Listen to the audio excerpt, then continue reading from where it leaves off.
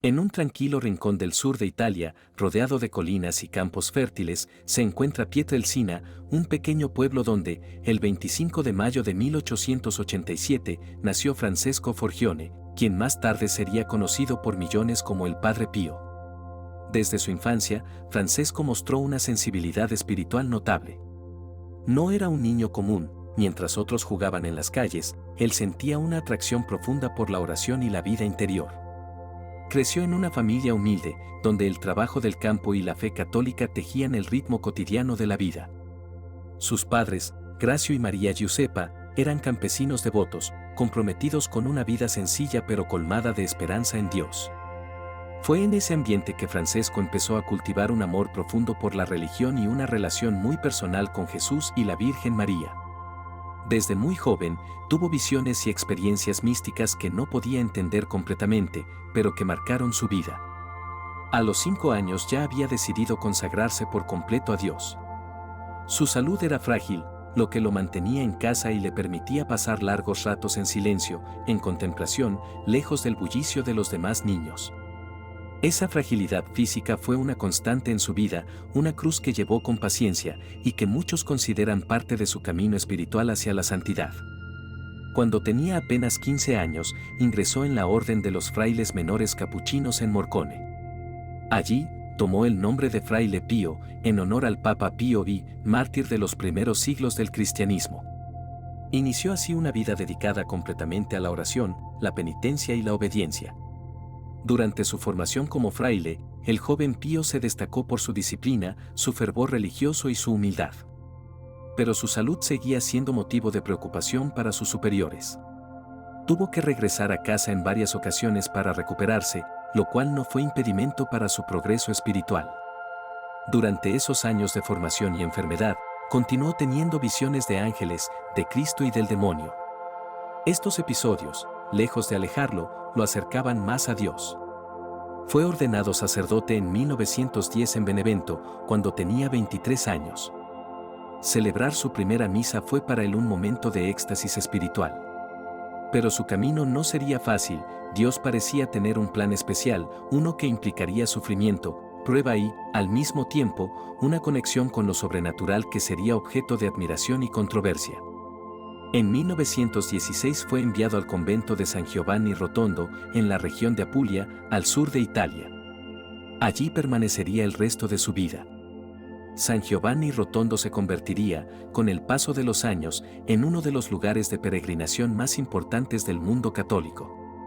Fue en 1918, mientras oraba ante un crucifijo, cuando el Padre Pío recibió los estigmas, las 5 heridas de Cristo crucificado aparecieron en su cuerpo, sangrantes y dolorosas. Fue el primer sacerdote en la historia de la Iglesia en recibir los estigmas visibles. La noticia se propagó rápidamente. Miles de fieles comenzaron a acudir al convento para conocer a aquel fraile humilde que llevaba en su cuerpo las señales de la pasión de Cristo. Los médicos no encontraban explicación científica. Las heridas eran reales, sangraban constantemente, pero no se infectaban. El fenómeno era inexplicable para la ciencia, pero profundamente significativo para millones de creyentes. El Padre Pío sufrió muchísimo por estas heridas, no solo por el dolor físico, sino también por el escrutinio al que fue sometido. La Iglesia, cautelosa, inició investigaciones para determinar si se trataba de un engaño, una autosugestión o un verdadero fenómeno místico. Durante años fue vigilado, incomunicado y privado de ejercer su ministerio públicamente. Pero él nunca se quejó. Aceptó las pruebas con una humildad y obediencia extraordinarias. En sus cartas espirituales expresaba su dolor interior, pero también su profundo amor por Cristo y por las almas. Nunca buscó fama y de hecho rechazaba cualquier intento de idolatría. Para él, lo importante era el sacramento de la confesión y la Eucaristía. Durante décadas, pasaba hasta 16 horas al día confesando a personas que llegaban de todas partes del mundo. Se decía que podía leer las almas, que conocía los pecados incluso antes de que fueran confesados. Muchos testigos afirmaron haber vivido conversiones profundas luego de confesarse con él.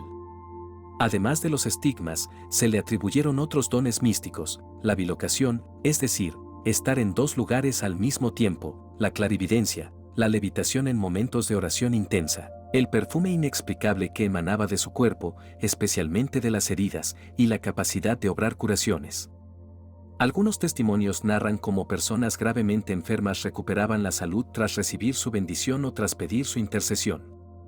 Pero el Padre Pío no quería que nadie lo viera como un santo en vida.